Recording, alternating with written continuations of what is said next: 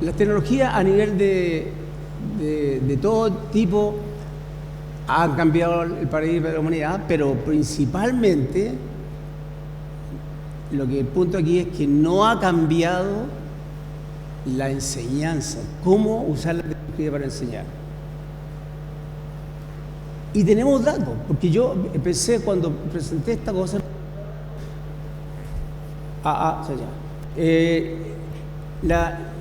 cuando estoy hablando de estas cosas, no estoy hablando de una situación muy compleja, sino que estoy hablando de las tecnologías que tenemos actualmente en nuestras casas y los alumnos tienen a su alcance. Por ejemplo, yo, como soy viejito, me acuerdo perfectamente que esto era imposible.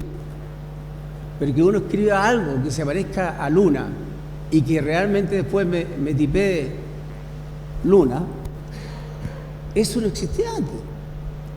Más aún, ya ustedes saben que hay calculadoras que uno escribe X cuadrado a mano y a uno y él interpreta eso, el celular, el app que esté usando, y tiene la ecuación escrita. No es que tenga que hacer un proceso muy grande para escribir una ecuación. Y más encima le dice, bueno, ¿qué quiere hacer con esta cosa? Multiplicarla, dividirla, ¿qué quiere hacer? Factorizar. Es decir, esa operación que nosotros le enseñamos a los alumnos a la fuerza, factorice tal cosa, el tipo la puede hacer con una máquina. El punto es, ¿por qué necesita factorizar? ¿Por qué necesito hacer eso? Y si necesito hacer eso, tengo tecnología que me lo hace.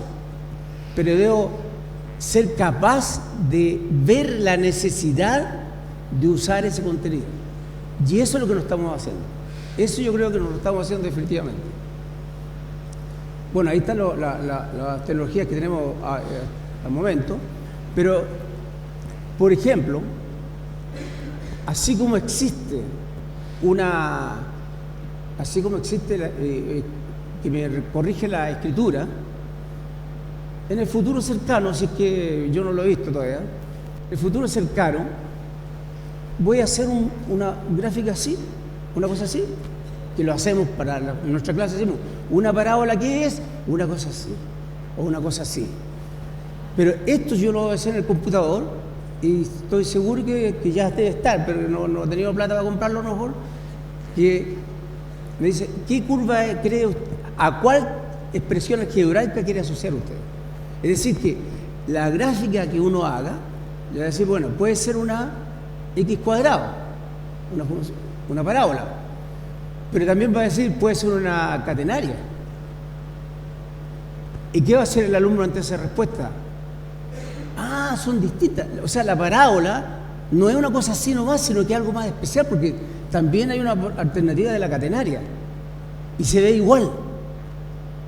¿Y qué le metemos en la cabeza a los alumnos? Que la parábola es una cosa así y no la hacemos distinguir de la catenaria, por ejemplo.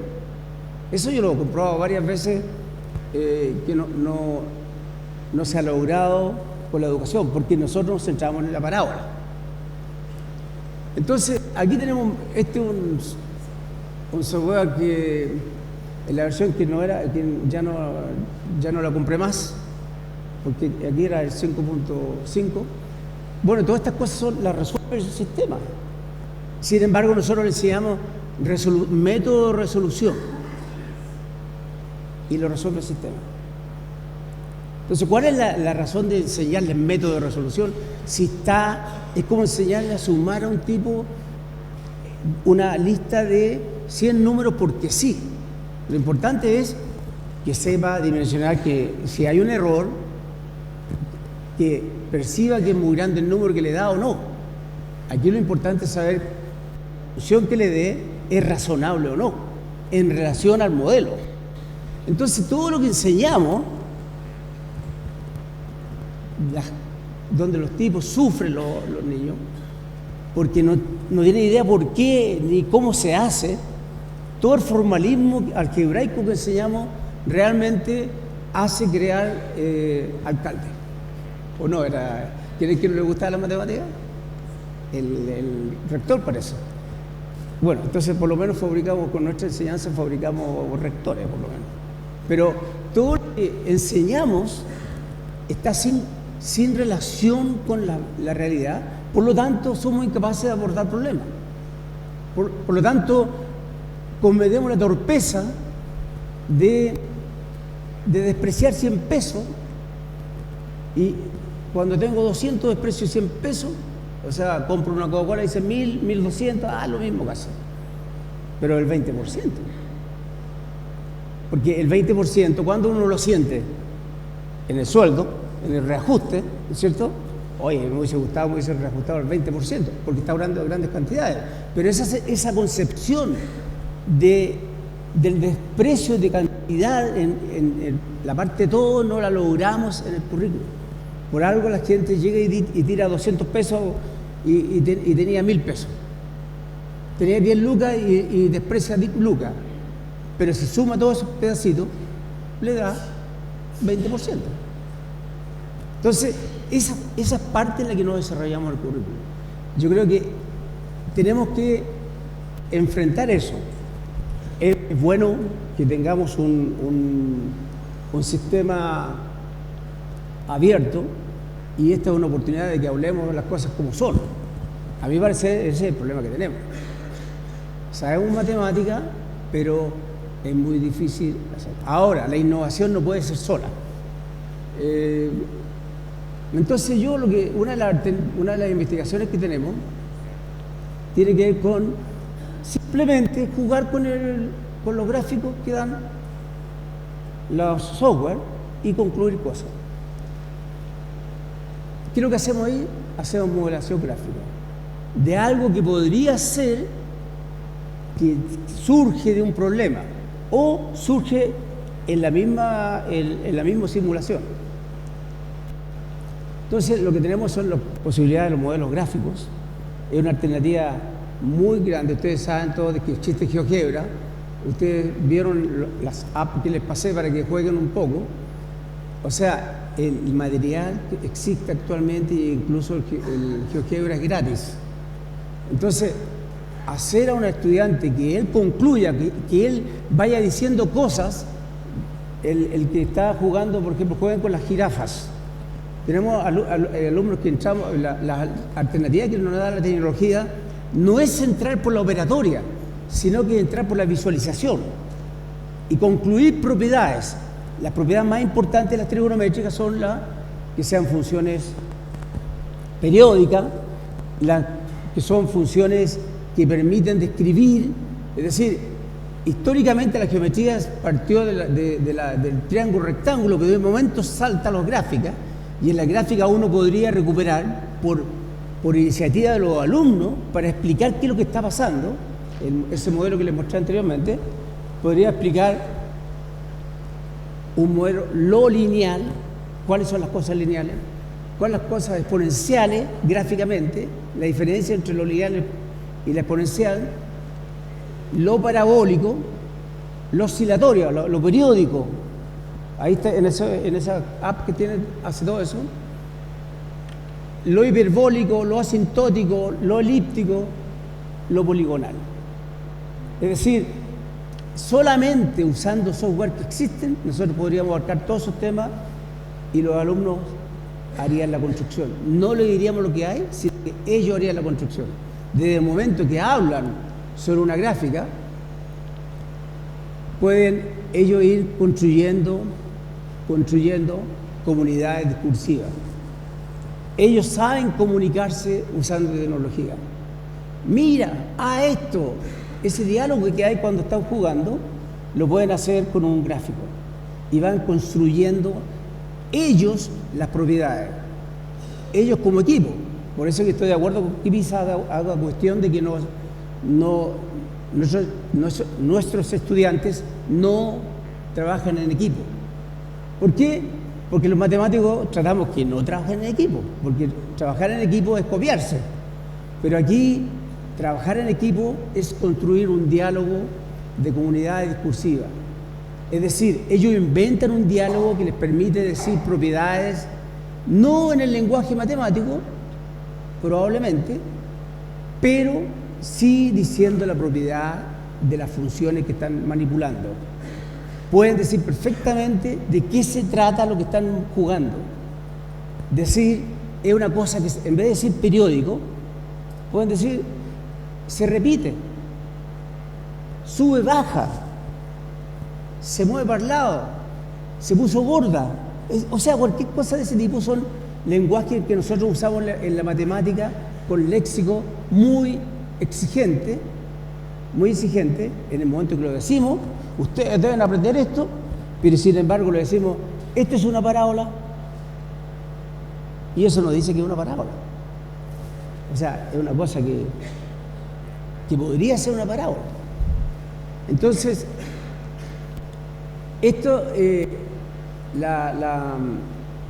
hay que tener en cuenta esta información, como el promotor de esto es Jorge Soto, y ahí tiene algunos alumnos por allí que se ven, que en realidad la construcción de conocimiento de los niños se hace, y lo hacemos nosotros, con cosas anteriores que son vía las metáforas.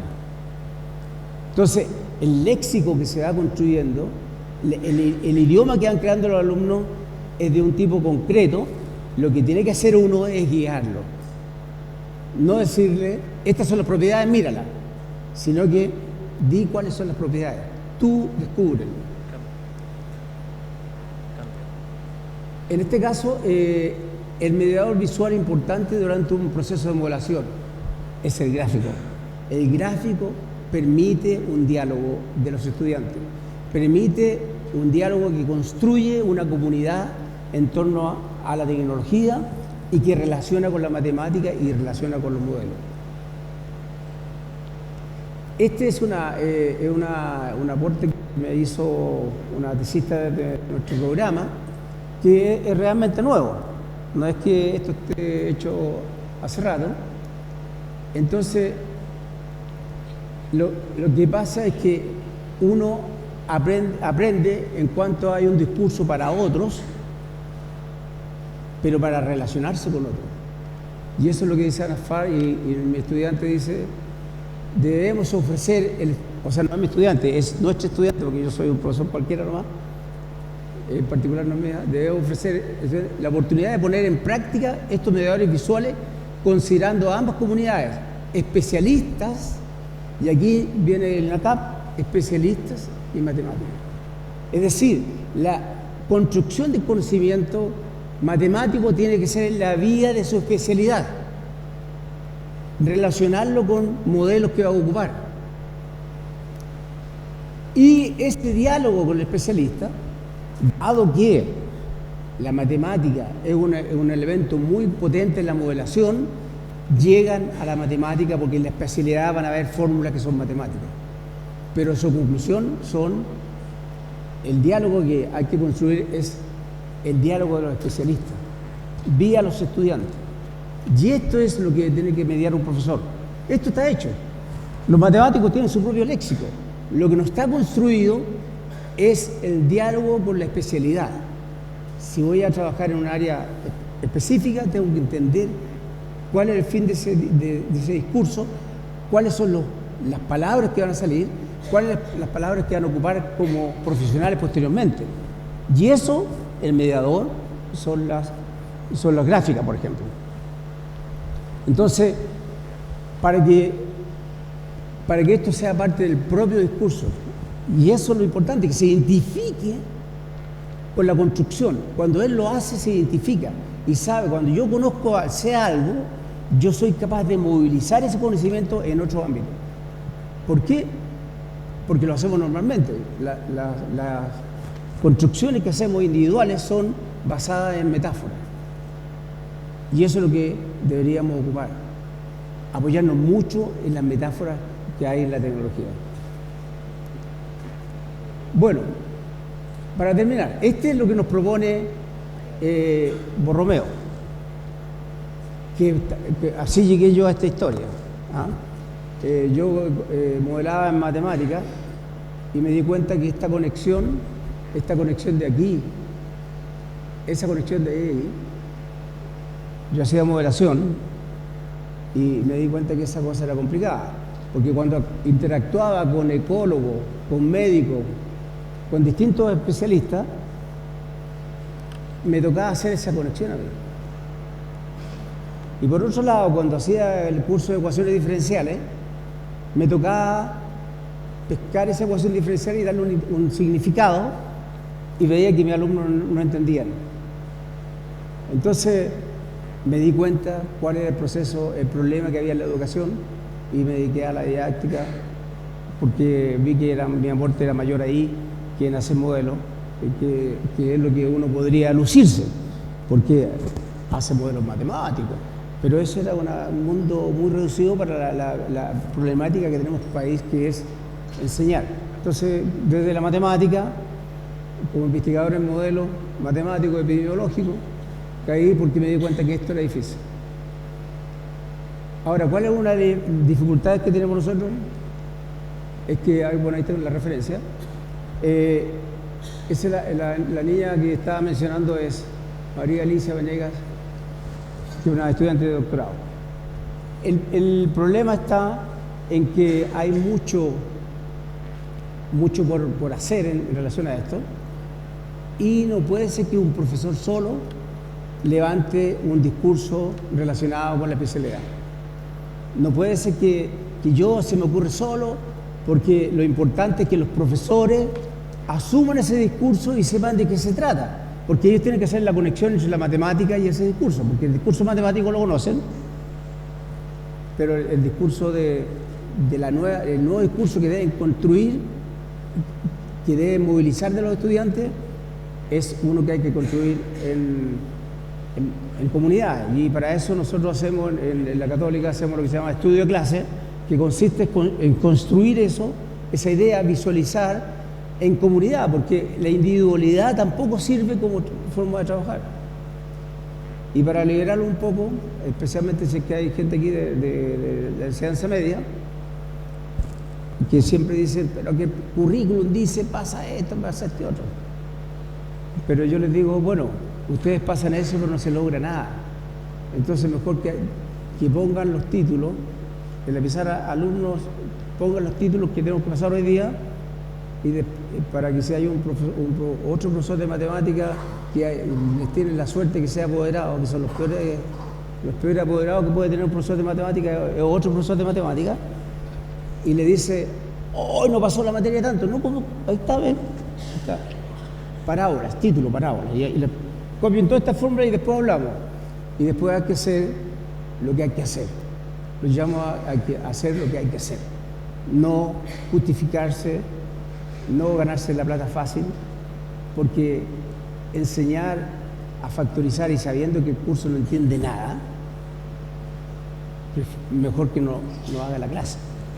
Eso sería mi aporte.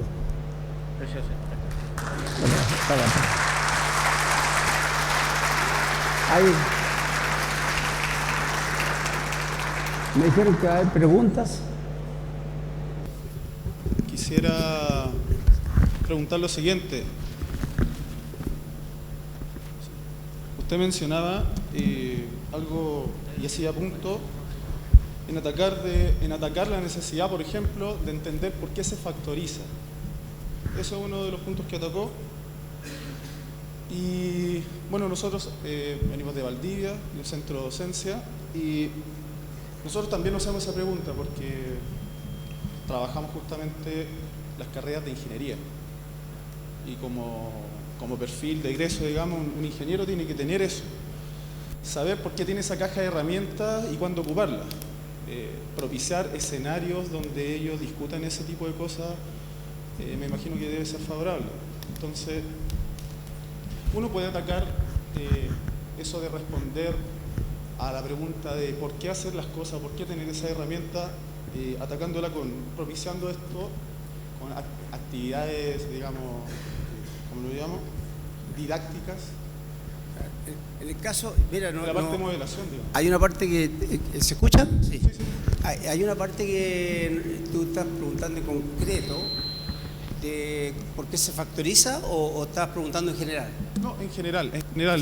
Bueno, lo que sí es claro para nosotros es que si se trabaja en equipo se puede entender cómo hacerlo. Hay ejemplos muchos en la literatura de qué forma de hacer estas cosas. Entonces, ¿por qué se factoriza? Tiene que ver con encontrar ceros. Entonces, una gráfica tú necesitas saber cuál es el valor de algo. Una gráfica, suponte que fuera una curva gráfica que representa el precio.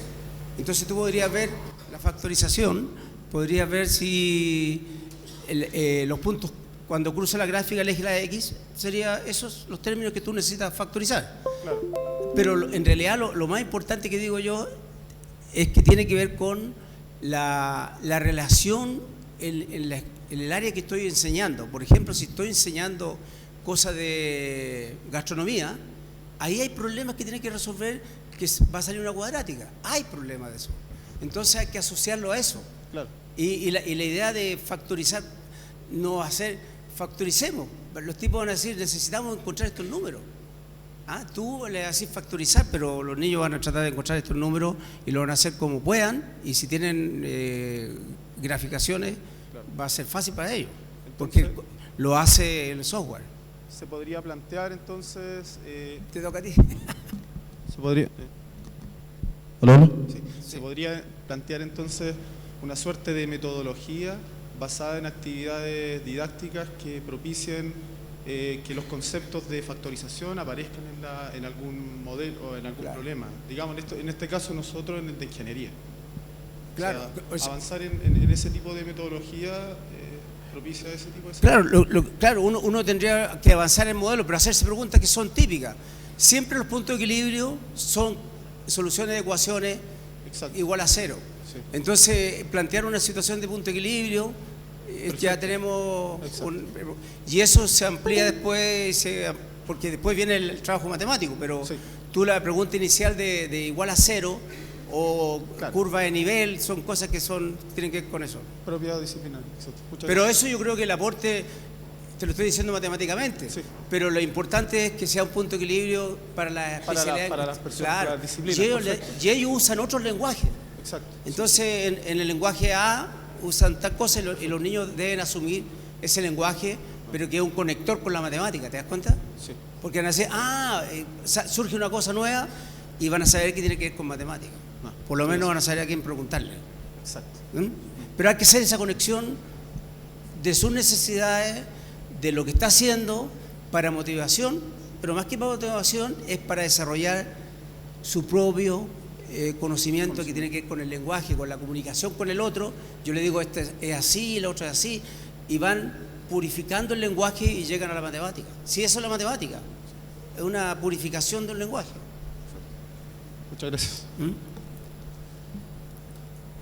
Mi nombre es José Martínez, docente de INACAR Rancagua, y tengo la siguiente consulta. Existen ciertas situaciones donde la gráfica la gráfica con la parte algebraica tiene ciertas contradicciones. Por ejemplo, el estudio de la asíntota, o la gráfica de un límite, donde no existe la imagen en un punto puntual. Entonces mi pregunta es, ¿cómo uno como docente puede conciliar esa cierta incongruencia desde el punto de vista algebraico y el punto de vista gráfico?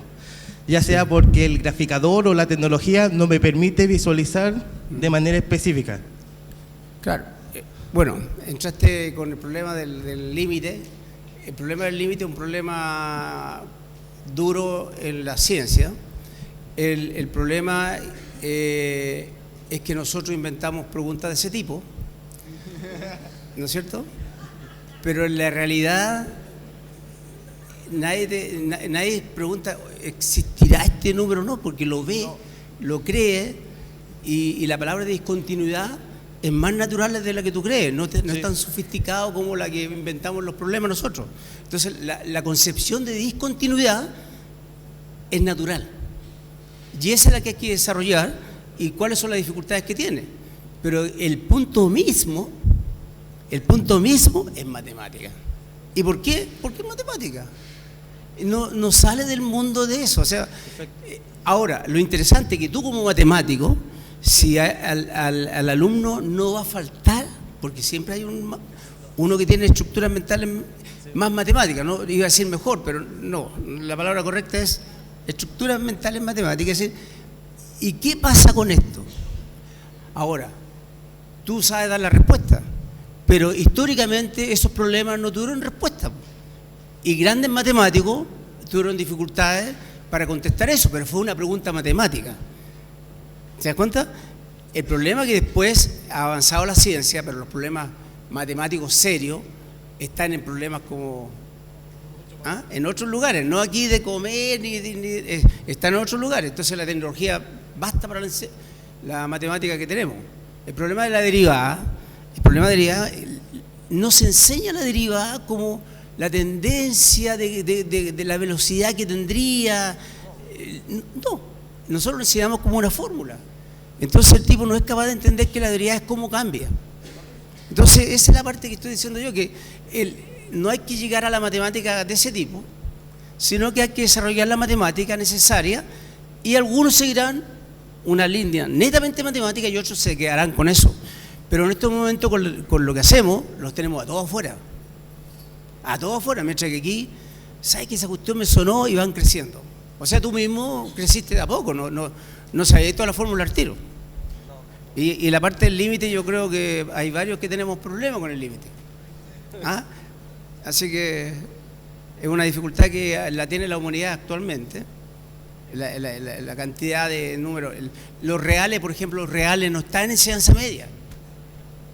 No está. Hay que reconocer lo que no está. Entonces, ¿para qué le damos con los reales? Es más fácil que entienda las fracciones.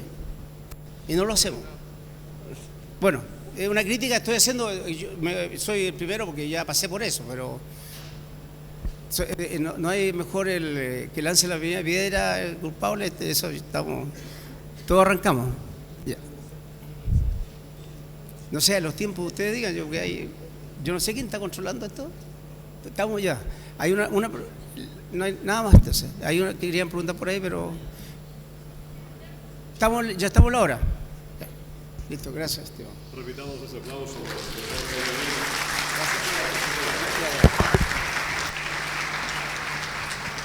Le pedimos que el profesor nos acompañe un minuto para hacer la entrega de un presente. Vamos a pedir a la señora Mónica Ferreira, vice rectora.